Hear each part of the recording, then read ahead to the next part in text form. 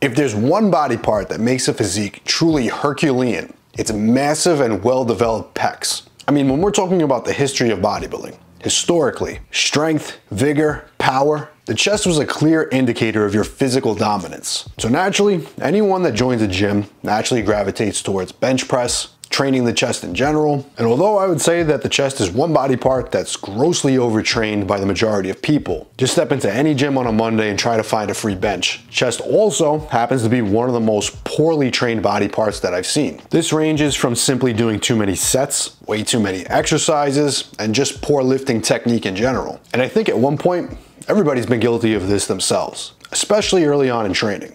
I was one of them. But as long as you learn from these mistakes and you adjust your training accordingly, you won't be spinning your wheels forever. And that's what we're going to talk about today. When I first started training, I followed the standard thought process of the pecs have multiple areas to train. You have the upper chest or the clavicular head that should generally be trained with incline presses. You have the middle and inner pecs, which generally are trained with flat presses. And then you have the lower pecs, which decline presses and dips are great for. You have the pec major, which is basically the muscles that you'll see in a most muscular pose or a side chest pose. And then you have the pec minor, which basically sits underneath the pec major muscle. And if you've read any bodybuilding training philosophy, you know that you have to train all of these areas if you want full, complete development of the pecs. And I thought so too. And as a result, that led me to doing some serious volume on most of my chest workouts. In the beginning, I'd say no chest session was complete without at least 20 sets. You're talking about 5 sets on flat bench press, 5 sets on incline press, 5 sets for flies, and 5 sets for decline presses or dips. As much as that sounds like overkill,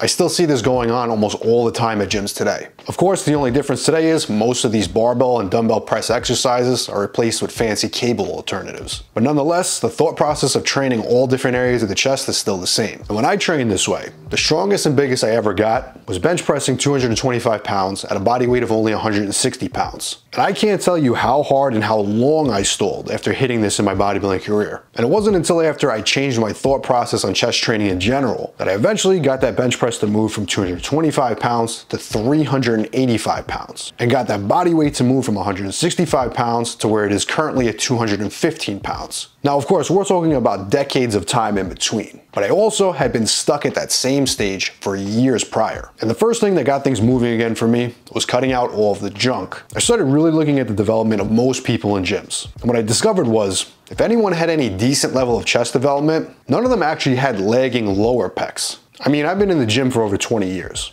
I was a competitive bodybuilder in my 20s. I've stepped on stage with amateur competitors who are now on the Olympia stage. And in that time, I've never come across someone with decent chest development that I thought, yeah man, your pecs look great, but you just don't have any lower chest development. You need to work on that. And at the same time, I've never seen someone with such an impressive upper chest that I would say, listen, you're really great here. Let's cut out all upper chest exercises and focus on just doing flat. My point being, lower pec specific training is very overrated in my opinion. And you really can't have a physique that has too much upper pecs. And when I came to this conclusion, I started cutting out all lower pec specific training. As a result, my training volume dropped a bit and I really went to hammer away on those incline and flat presses. And when I noticed how much bigger and stronger I was getting from doing this, I started questioning how significant was pec fly work in all of this. After all, I was driving up my flat and my incline dumbbell and barbell presses over time. I'm talking about doubling and tripling the weights that I was using. But my fly work, it was always kind of the same. I'd get a good pump in from doing flies, and it was definitely a great way to get more chest volume in with a less fatiguing movement. But beyond that, it's really just another tool to enhance the meat and potatoes of my chest training, which was primarily presses. So my training had then gone from 20 set workouts of 5 incline presses, 5 flat presses, 5 decline presses, and 5 flies, to something that looked more like 3 incline presses, 3 flat presses, and 3 flies.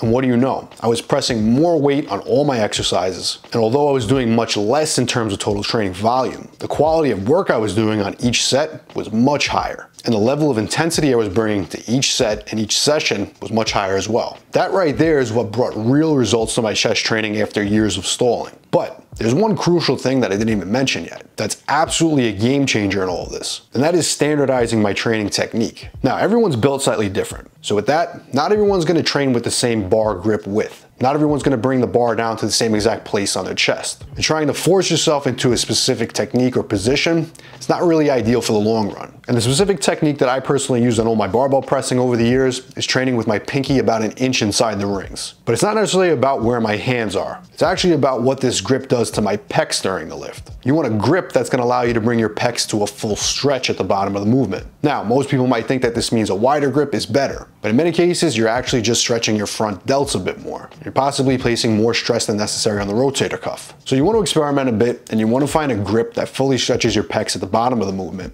One that'll ensure that you're taking your pecs through a full range of motion. But there's one thing that's even more important than your grip width here, and that is standardizing your training technique. When I was stuck at a 2-plate bench, I remember having one of the only injuries in the gym that I would personally consider a minor setback. One day I just tried benching 235 for the sake of it. And naturally, being that it was higher than my 1 rep max at the time, my technique was not ideal.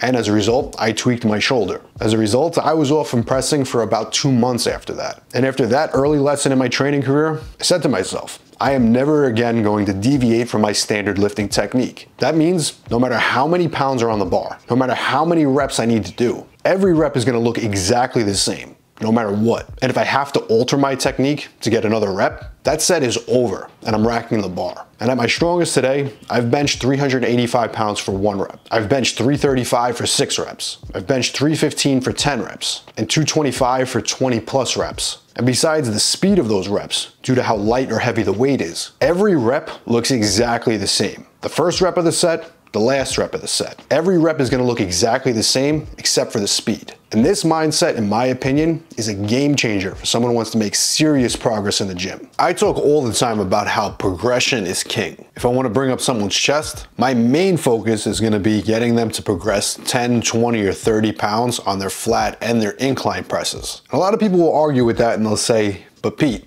strength is not really the main goal when it comes to hypertrophy. And while I agree, you need to understand this. If we take a weight that you could perform 10 reps with on, let's say, flat bench, with textbook standardized form, over time, if we lock in that form and focus on driving our strength up, so that now we can perform 15 or even 20 reps with that same weight, with that exact same technique and form. Do you really think that your chest is not going to be much bigger as a result? And how about if we take that same weight you're performing 10 reps with, and in 6 months, we now can perform those same 10 reps with 30 to 50 pounds more on the bar? Are you not going to be massive as a result? And if you don't think that's the case, you're probably not lifting with standardized technique. Go back to a weight you could perform perfect reps with and commit to yourself right now that you will never deviate from that technique. And every time you're in the gym, focus on driving that weight up with perfect technique. If you do this, you probably won't be watching any more videos on how to grow more muscle. And if you want the exact training programs that I personally recommend to build more muscle using proven old school bodybuilding methods, all my old school mass gain programs are down below. And as always, if you want to see more of the best original bodybuilding content just like this, make sure to hit subscribe.